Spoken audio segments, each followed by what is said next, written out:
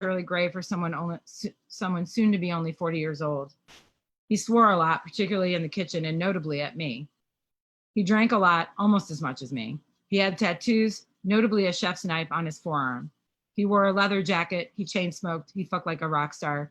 He was intoxicating in his bad boy chef way. He was an asshole. I fell for him. Yes, chef. There were rules about the chef dating the waitstaff. Of course, we ignored them, and for 6 glorious months, had what can only be described as a mutual love affair with food and booze and cigarettes and coffee and sex. When I found myself feverish one evening, he made me the most delicious fried chicken and mashed potato dinner, comfort food to ease my soul and my head. He bought me a silver hoop earring to replace the one he so casually tossed in the trash my first day at work, and bought himself a matching one to seal the deal. He still yelled at me at work to keep up the pretense that we were not a couple, even when everyone in the restaurant knew we were having carnal relations on the regular. When my bag got stolen out of the staff locker room, he bought me a new phone and a Coach purse and anything else I needed that I couldn't afford on a poor graduate student cocktail waitress salary. And then after I'd quit M&S Grill and went to work as a bartender manager for a friend with a much more reasonable 4-day-a-week schedule, walking distance from my apartment, he left. No explanation, no conversation about what wasn't working. No, this is how we end a relationship as adult conversation. Yes, chef. With Chef 2 in my rearview mirror, I vowed to never, ever, under any circumstances, with a newly minted PhD in hand and a visiting assistant professorship in the waiting, to date a chef. Sure, I slept with a chef here and there because, well, they fuck like rock stars, but no more love affairs with chef. So I dated a bar manager instead, not a chef. We spent 5 years together, probably not in love, but perhaps a mutual understanding that we were part of a tribe, since I never felt quite like I fit into academia.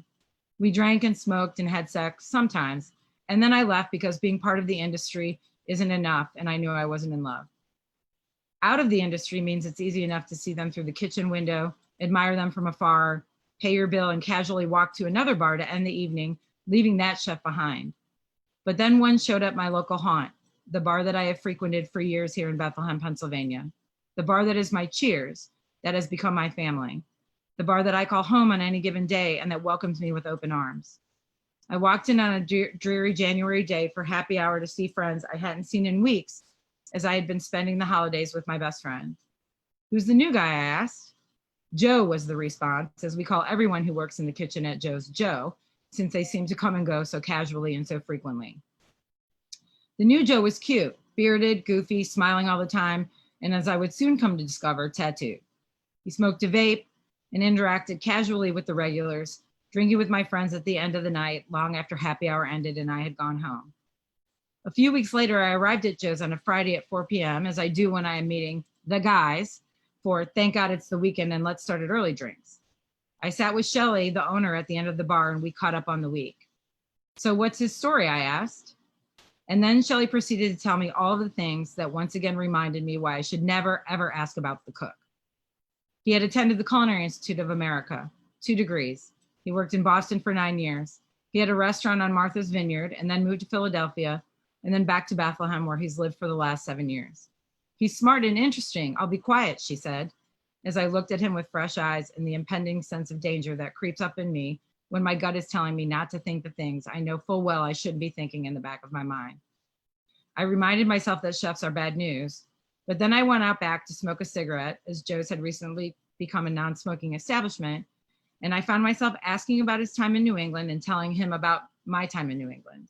Thus began a friendship, once again, between a bartender, now writer, historian, and a chef. Every time I walked into the bar, he beamed. He found reasons to be in the bar, not in the kitchen, to converse or to be present. He told terrible jokes, and I told him so. He fucked with the regulars and became integrated into the Joe's groove. He stayed, and we started calling him Pete and not Joe. We continued our outside smoking conversations, drawing the minutes out longer and longer each time, quietly and resolutely becoming more than simply friendly patron and chef. He began asking me if I was going to miss him every time I left through the back door for the evening. And then one night he shot me a wry smile and told me he was off on Tuesdays and Wednesdays. It was then that I knew I was falling back into chef mode and that he had won me over. I wrote my phone number on one of my business cards, and I held on to it for a week, fighting the urge to let another chef have full access to my life and quite possibly my heart. So, Joe's Bar's St. Patrick's Day is epic. It begins at 9 a.m. and there's breakfast and Guinness and Bloody Marys and mimosas and revelry. We regulars gather to watch the parade, which was non-existent this year in the age of COVID-19, and spend the day wandering the streets of Bethlehem, always ending back at Joe's, our home base. This year was sure to be our last hurrah as the threat of quarantine loomed over us. I sat with Shelley at the end of the bar, mild day, doors open, talking, watching Pete watch me from the kitchen down the long bar, watching Pete walk to the end of the bar where we sat to ask Shelley questions periodically, questions she later told me were unnecessary, which we now know were simply a pretense to come to the end of the bar and talk to me. And when I left that evening after drinking all day and multiple Irish car bombs, which I admit I am too old to drink at this point, I pulled the trigger and gave him the card with my number on it. And then I said, tell me a story. So this is the story. At least this is my story. We spent a glorious, loveful, intoxicating, couldn't get enough of each other month together. He told me he loved me the first week. He insisted on it when I emphatically stated that great sex isn't great love. He insisted. He bought me a purple orchid because my favorite color is purple and I should have something beautiful living in my house aside from me. He asked me to wear his necklace, his favorite necklace, a piece of meteorite on a chain, meteorite that had survived thousands of years as our love would, and then he ordered another one for himself, sealing the deal. We discussed how neither of us had ever wanted to get married, and then all of a sudden we were planning a wedding in Vegas, getting married by the king himself, followed by a party at Joe's, where we met to celebrate our new love. We were going to buy a houseboat because both of us had dreamed at one time of living on a houseboat a la Quincy. We watched Money Heist and called each other Tokyo and Rio because, like them, nothing would ever tear our love apart. Spoiler alert, they split in season 4. We drank and smoked, and we talked about future travel plans where we would eat and drink and have rock star sex in exotic places and experience the world together. When I finally relented and said I loved him too, I asked him to promise me he wouldn't break my heart, and he asked me not to break his, and we pinky swore we would never hurt each other. We had rock star sex because chefs and bartenders are part of a tribe, and this is what they do when they have found each other after all these years. I succumbed to something and someone that I promised myself I would never do again.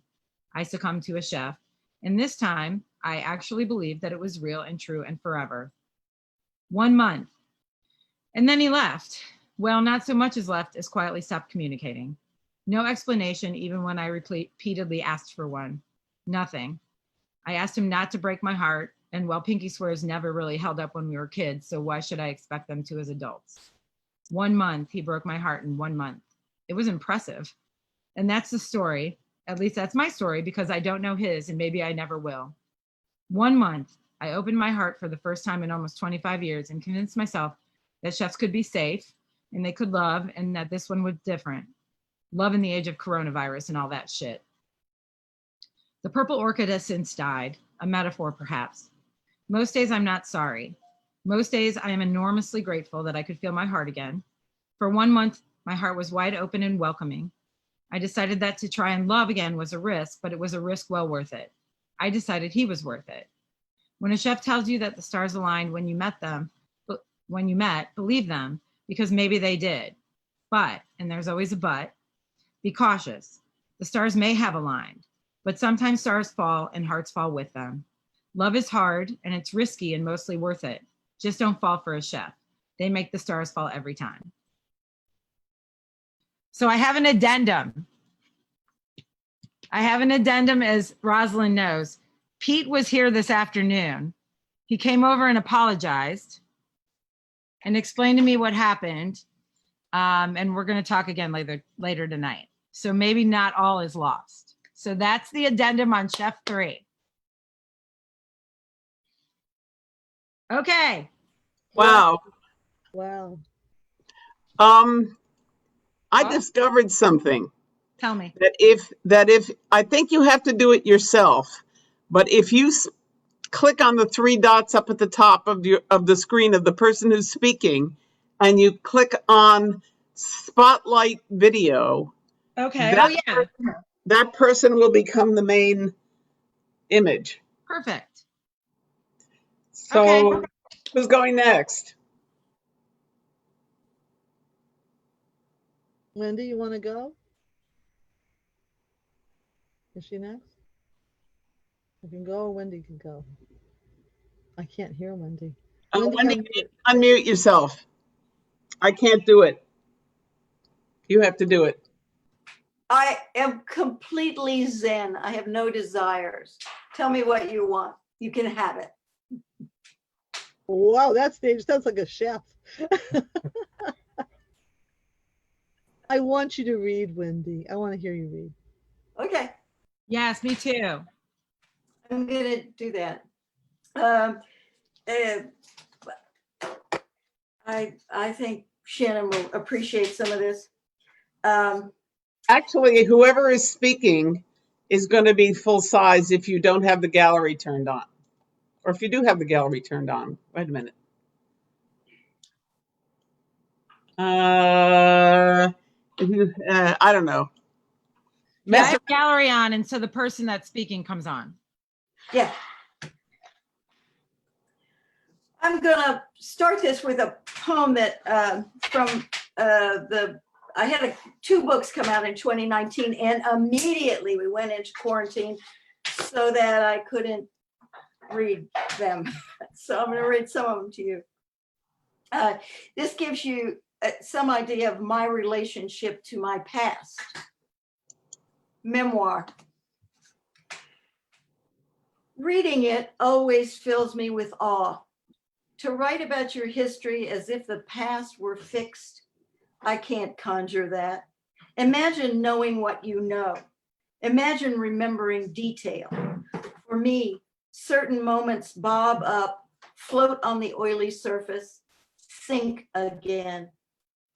Any memoir's shelf stock differs, of course, but there are usually white curtains and dressers with glass knobs. There is that chartreuse dress. There is a dark-haired sweetheart with a fetching birthmark. In my head, there is only a pell-mell tumble through the semi-connected that joins last year to this afternoon, slips the names of ex-husbands into a list of serial killers, recites the classes of heavy machines, adds 16 synonyms for spill. There was a childhood, I feel certain of that. There was a stack of comic books in the closet. There was a bike or maybe a horse, but I have no way to be sure. When I think of being an only child, I think of this. There is no one to check my recollection, no one to say the pony's name was Chess, or it happened like this.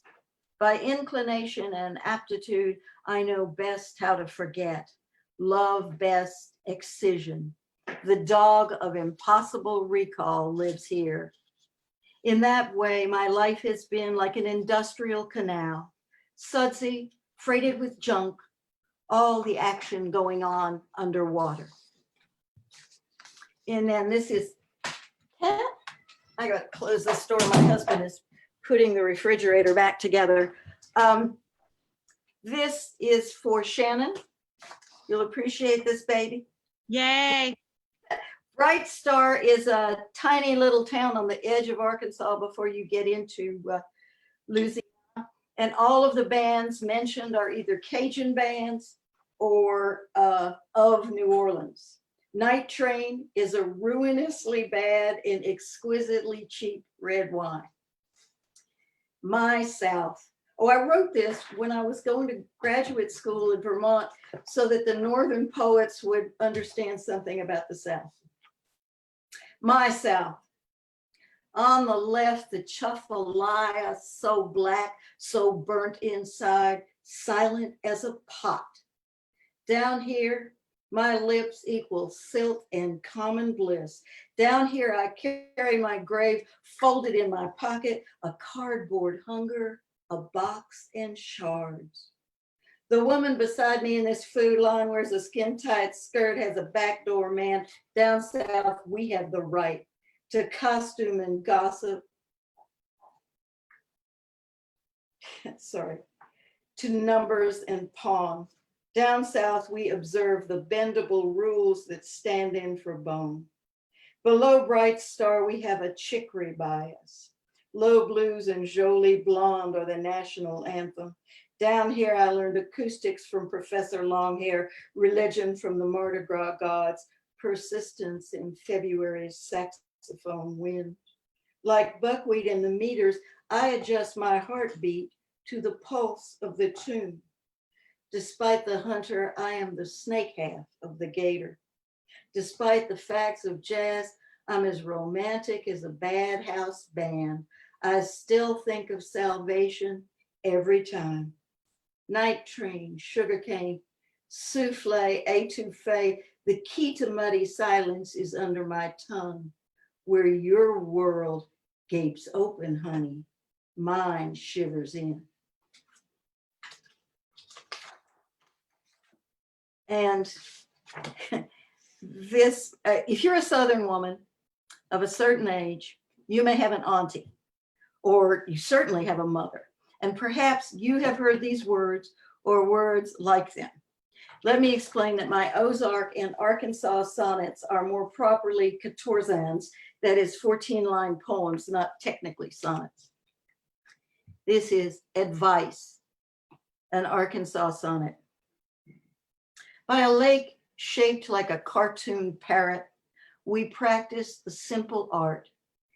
You were 17 and I was 19, 2 years between us, and then I was 20. This was the first math.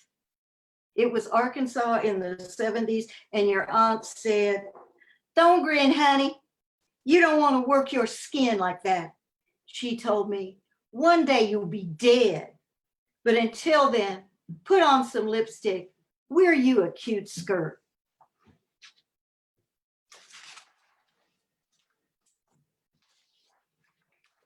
And since this is all about the South, this is About the South, and this is another Arkansas sonnet. About the South. Polka dots go there to be reborn under a dry sky that relishes its deep knowledge of jay. And a carcass on the verge associates with vultures under a storm of kudzu vine as barn cats writhe and posture according to their calendar. Polka dots go where corn knows the tribulation of becoming hominy, where scattered tinfoil attracts a murder and its crows, and mama fries the Sunday chicken, peppered, dipped in egg and flour, sidesteps those rumors of coon stew served with pone, the scraps fed to more than one kind of hound. Polka dots go where an honorific loves its Christian name, and history settles on all of us, like cotton dust on picked fields. Now, I know you all have been hot. It's been hot lately. But this is about a hot Arkansas summer. And this is about before we got air conditioning, which has been, in the last decade. Let me explain to you that a lick log is an old farmer's trick where when farmers are gonna take cattle to sell them, they take them first to the lick log, which is a salt lick, and then to drink some water so that the cattle will weigh more since they are sold by the pound. Rumor. To write about Arkansas summer, you have to have the animal memory of swelter, of low water, of dry sumps, of deer come close to the cow pond, of cattle down to the lick log, of no burn signs everywhere. You have to remember 2012, the second hottest year on record, or 1956, which by word of mouth was the first. But this summer I'm writing about was the worst summer since Satan fell, or so we thought. The cities simmered to a boil in their tarmac, bubbling down to heat stroke. Everywhere they preached Armageddon like always and used 110 degrees for proof. With no air condition, it was too hot to make love, even with fans at the head and foot of the bed making a middle turbulence. We couldn't move after noon or sleep before midnight. How many hours can a person spend at Hart's pushing a wire cart through the cans and bottles, 15 minutes to choose a sponge, a half an hour for a soft drink that only stays chilled straight out of the cooler box. Winter was a rumor that summer under each overheated scarp. We searched for anything cold and hid what we found. It may be we were brown and swam it. It may be when we could, we stepped down from the cliff into the icy river water, imagining ourselves Cherokee just passing through, or Quapaw, or settlers who learned long ago to make some peace with the heat. Let's just say the weather sweated us and we got no relief from those jumped up preachers. Okay. Oh, here's a sad little poem. This is about traveling. Remember travel? Yeah. My husband and I talk travel. The blasted evenings of Tierra del Fuego, the syrup of Malta on the back of the tongue. After any plane trip, the pain will be another wall to push our bodies through. We plan how to live in it. When we drive, goodwill leaks out of the silent car, leaves a crimson stain on the afternoon. And I'll let you sit with that for a minute. Anybody who's ever taken a car trip. This one comes from my fourth book, which was published in India. It's an odd story, but there you go. It's called On the Way to the Promised Land Zoo. And this is a poem about our neighbor, at least partially about our neighbor, Larry. Every one of my books has a poem that features Larry, because Larry features very large in our lives. He builds things for us and he fixes things for us and he grows a garden and I cook and we all eat. And it's, you know, it's the kind of thing you think about when you live in the country. You know, you imagine living in the country and having a neighbor like Larry. So this is one of his poems. And it's in this month's Cider Press Review. Cuts. Larry cuts stone in a humming cloud of birds. It is hot. He is patient. The birds are hungry. They zoom around him like animate drones as the patio emerges from a jumble of rock. How does he do it? Patiently, with string and level. I am confounded by this skill, being an expert in the surface cut only, in splinter removal, in the self-inflicted wound. Larry saw drones. My husband and I feed the hummingbirds tiny blast furnaces all through the hot months. Sugar and water disappear down their ruby throats. Larry works patiently week into week, finishes, packs his tools and goes. We think the birds should be gone by now as well. Fall is fewer than 10 days away. We silently urge them to fly as they buzz the windows, not ready to leave their just paved patio. We fill the feeders for what we promise ourselves will be the last time, forgetting how beautiful they were, circling Larry's head like a crown. Now, this is as political as this reading is going to get. You all know what the Turing test is. Alan Turing proposed a test to see whether a machine, like a computer, could exhibit intelligent behavior equivalent to a human's and could, in fact, fool a human being so that a computer could produce a voice that human beings would think was human. And also, all of us will remember from the days of actually holding a newspaper that the best news was above the fold in a folded newspaper. Most human. The mockingbird sings a bent song about our southern wars and corpses. about how we live on grits and affliction. But you know, the church changes when the choir gets robes and we got paved roads. That made all the difference out here on 108. Cousins, we are the no generation, suspended like jackets on the rack of every day. We get soft pants, wring our hands, read down to the fold, because that's all we need to know. We stand on the land as the continent grows numb under our feet. And now it's time to vote for a sheriff. The bad old sheriff's a Democrat. The one we don't know nothing about is a Republican. We gave those guys the Turing test. They didn't pass.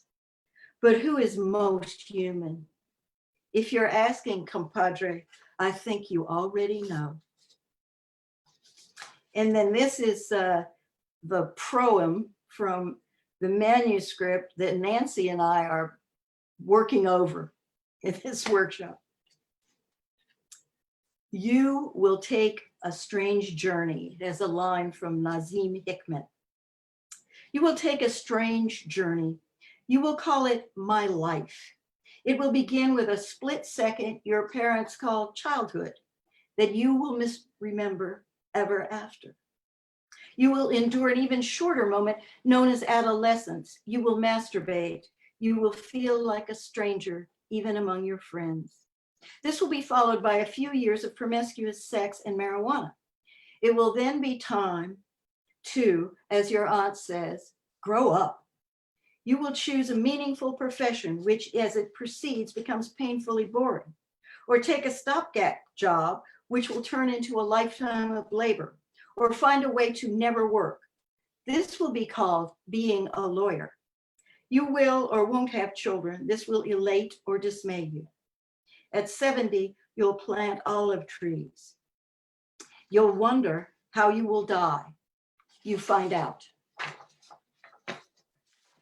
Now that just moves me, if I've got time, moves me right into the death part of this reading. This has been a decade of death for me. Mentors and friends and sponsees and my sister-in-law. So this poem, although it seems specific, is for all of them. Hoots.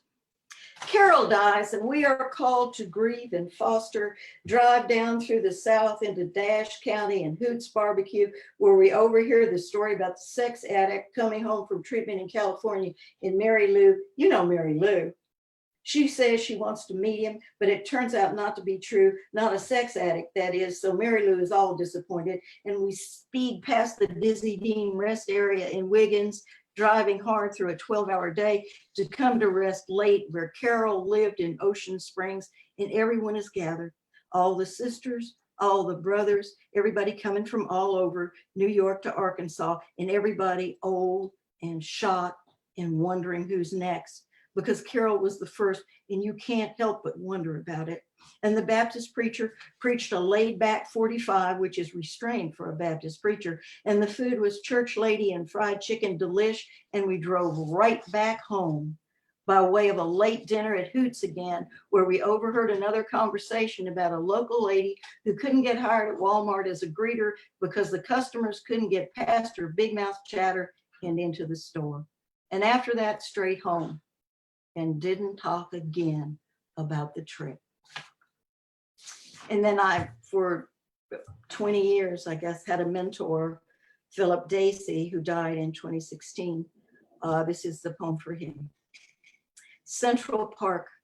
When I think of you, it comes back how I barely noticed the hike from the Met to the West Side across a marginally friendly park in a spring fizz, and was hailed by the schizophrenic from 109th downtown for a change, who followed me crooning ginger hair, until I crossed the tarmac and reached you on 72nd. But I always forget how dead everything is in the Museum of Natural History. And for all my dead, after great loss, I have become the mistress of the unlit, black dress formal, sad as a two-car funeral. What shall I do in all this somber dark but dance and dance and dance in my hallelujah shoes. And now, this is not 6 poems, but it's called 6 poems. I mean, it's one, well, whatever, 6 poems. Poem with political leanings. Things could have gone differently for the left, for the right, for all of us humping our implausible lives into an ideal future that appears preoccupied with theology and violence.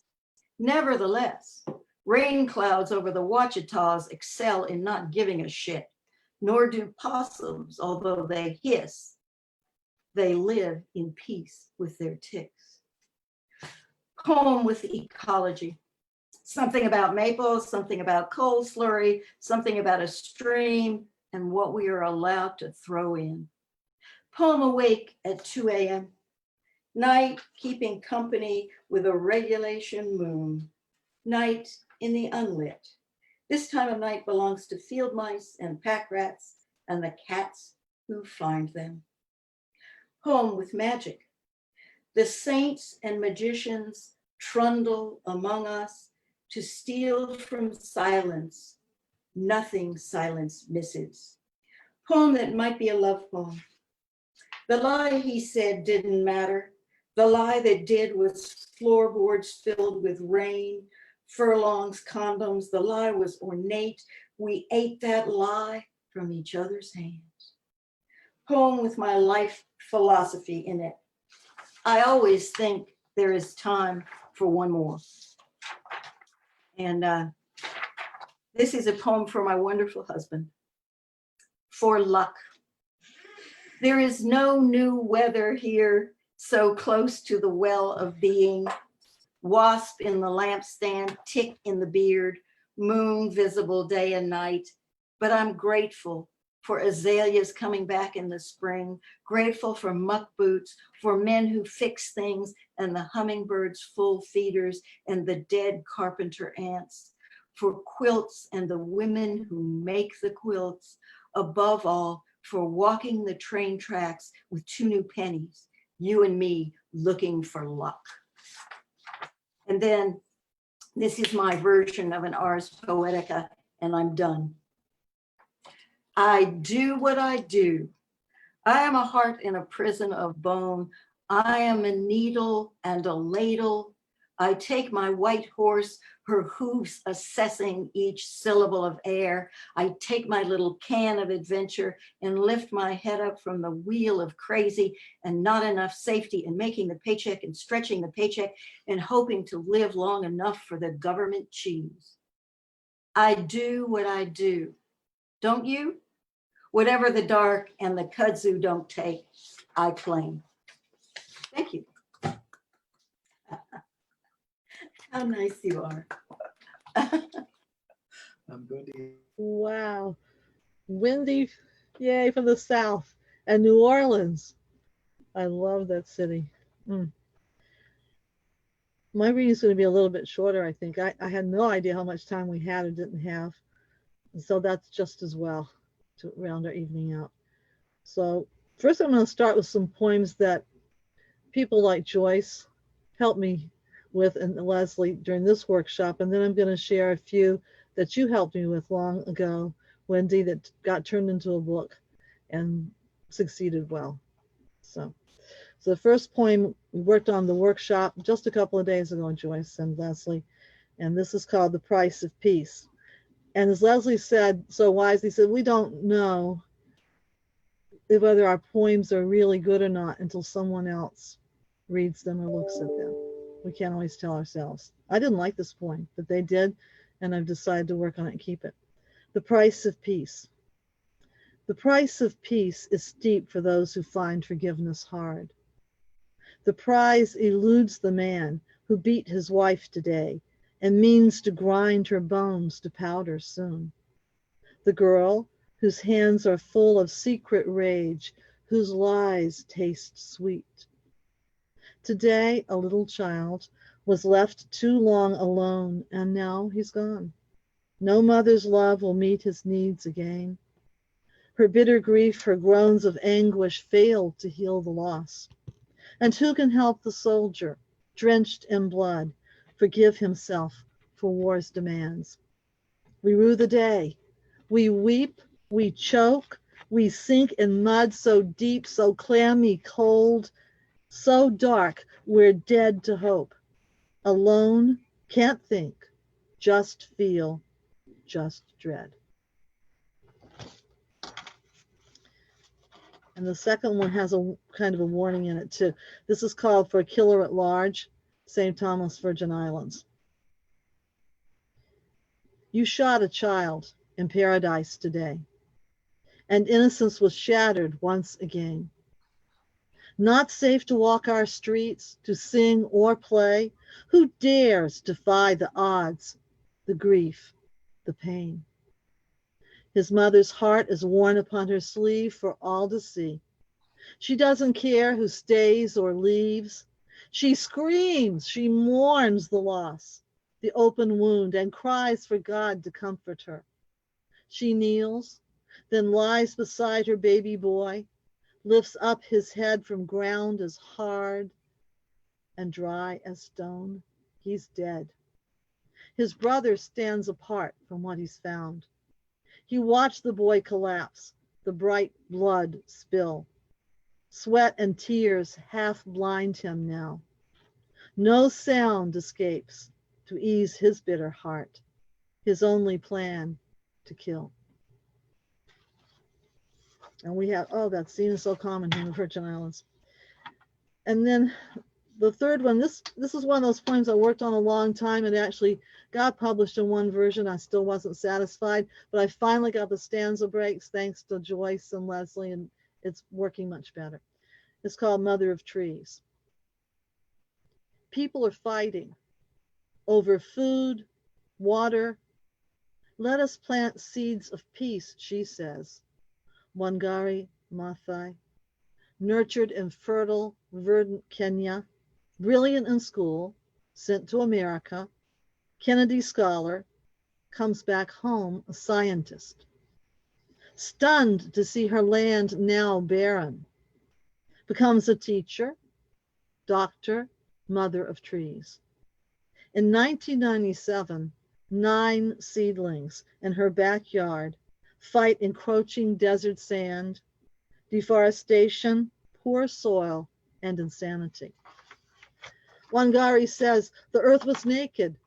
For me, the mission was clear, clothing her in new green garments. By 2004, an army of women plant 30 million indigenous trees, guard 6,000 nurseries. Women in 30 African nations, prospering, strong, sing while they earn impossible incomes. Accepting the Nobel Prize for Peace, Wangari plants at the foot of Mount Kenya a Nandi flame tree. Embrace the whole creation, she says, in all its diversity, beauty, and wonder. And this is Night Crossing. I thought of you, Judy, when I wrote this poem. A single doe leaps across the mountain road. No pause, no fear.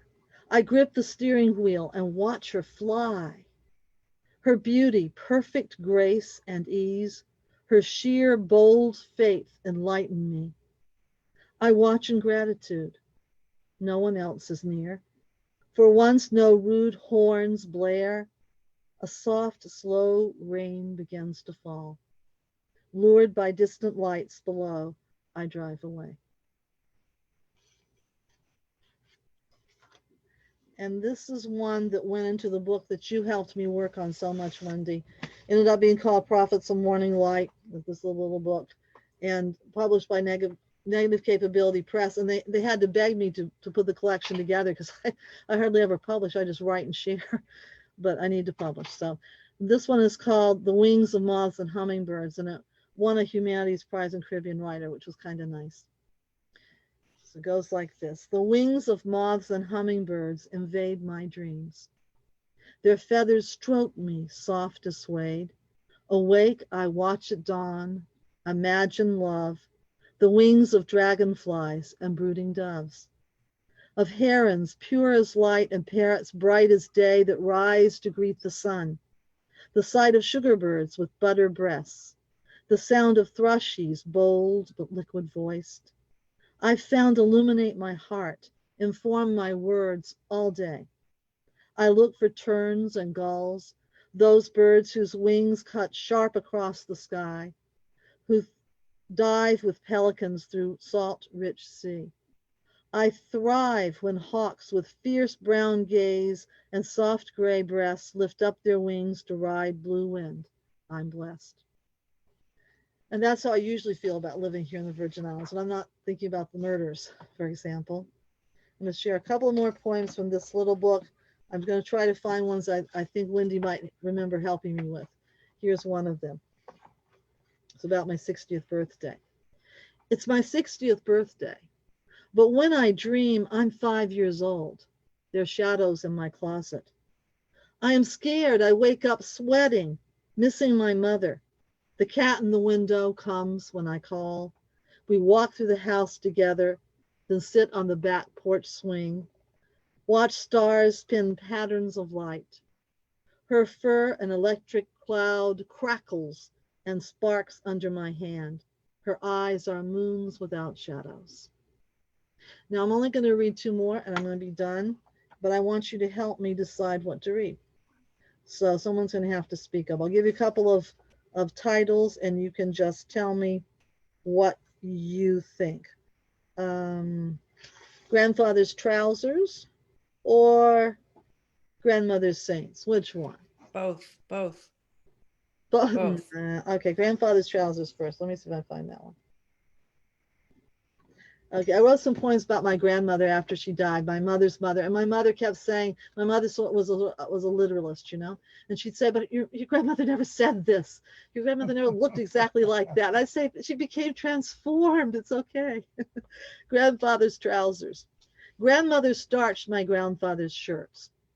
White cuffs, pointed collars, ironed his narrow striped ties, folded his sober socks like napkins. Even his hat had to stand at attention.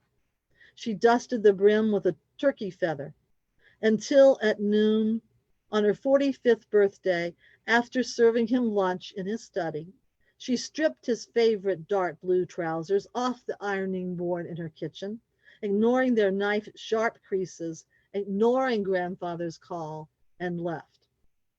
Okay, and my grandmother never left my grandfather, so my mother had a fit over that one. But it was a good poem. I liked it. Okay. All right, let me find the white gloves. I think that's what I said, white gloves, yes. Okay. Grandmother wore white gloves when she smoked and hid her cools in a jewelry box. She had an amethyst ring set in silver and a bracelet of gold and jade. She played Mozart every night, her fingers flashing across the keyboard. Grandmother never baked cookies, darned socks, or raked the backyard. She combed my hair until it gleamed and braided it into an auburn crown. She tucked me in at night and pulled the covers tight across my chest. When I was sick, her fingers, cool and white, massaged my forehead, back, and neck. Grandmother's 80 now and dying, asleep on a hospital bed. Her blue-veined hands are morning glories. I only watch. Okay, get one more. You can tell me again which one you want. The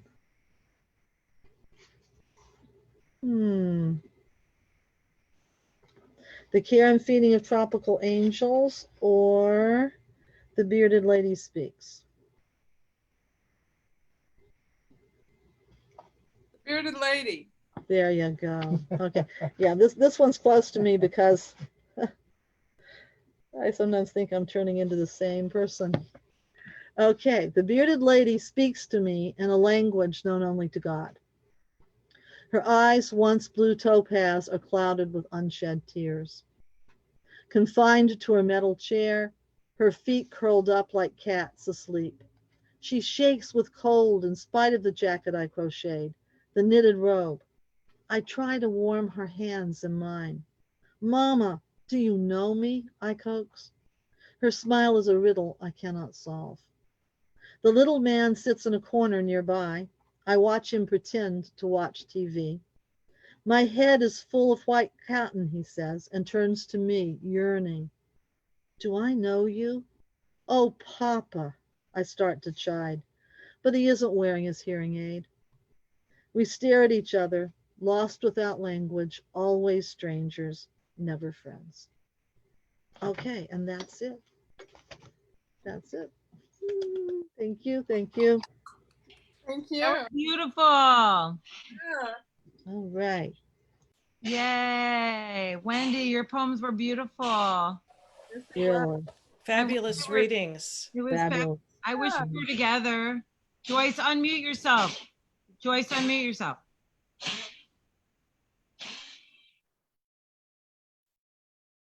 Okay. Such a great set of readers tonight. Good job, Judy. It was great. Yay. Really There's great. a lot of South in there. I love that we all talked about the South. There you go. New Orleans, my city. I love New that Orleans city. is my Woo, city, baby. there you go. I know. Dude, Our friend Mariana Bonchek was on there. I looked again and she was still on there. Good. Um, Yeah. well, now Patricia's on there. No, I see. Okay. Well, who's reading tomorrow night? Remind us, Judy. I'm gonna have to remind myself. Just a minute. Okay. Thank you, Wendy. I am. Vincent tomorrow. Is Vincent Yeah. on? Mariana Bonchek is on Then some- is online at the moment. Hi, Mariana. Thank Hi, you for watching. Mariana. Vincent, are you going to play piano for us tomorrow, baby? You know, I had it all planned, and then we lost the internet power from my house. Oh, I shit. was set up with my laptop in my study, and I had my piano right there. But Oh. hopefully, we get back internet service, so we keep our fingers crossed. Okay. Yeah, I know that you guys have the storm coming through, so hopefully it'll go south of y'all, right? Is that what you're hoping? Yeah, it slowed down. Now it's going to be here Sunday or Monday. We're getting all kinds Okay. of weather, but it's not. Tomorrow is Vincent, Robert, and Joyce. Okay. Joyce. Okay, Bob is going to read tomorrow. Bob, are you reading sports stuff? And Joyce. What? Yeah. Bob, I are am you doing reading- sports stuff? Since baseball starts tomorrow, Bob. That's right. Well, It Right? starts tonight. Oh, I know tonight. I know. I think I'm going to subscribe to MLB Network. so I recording. can watch. Yay! I'm recording. Are you recording? Is the It's Tribe okay. playing tonight? Are they playing tonight? No, they're playing tomorrow night. Tomorrow, yeah. So I the will Red record Sox. it. Oh yeah, I'm gonna watch the Red Sox tomorrow. Bouchy threw out this first They're pitch not to going to be Washington. the Tribe much longer. No, I know they're not gonna be the Tribe. They're gonna change the name, which is not a bad thing. What are they gonna be? Did they say? Cleveland I don't know. Mark, I Cleveland don't Mark. think they know yet. They don't know. They don't fucking know. Hey Leslie, how are you doing, buddy? Well, thank you. Good. Hello, Leslie. This is Vincent. Vincent from the island. that's right. but We're he's down south, really down south. You think you're down south, Wendy, but you got to come. I know, right? When you listen to him.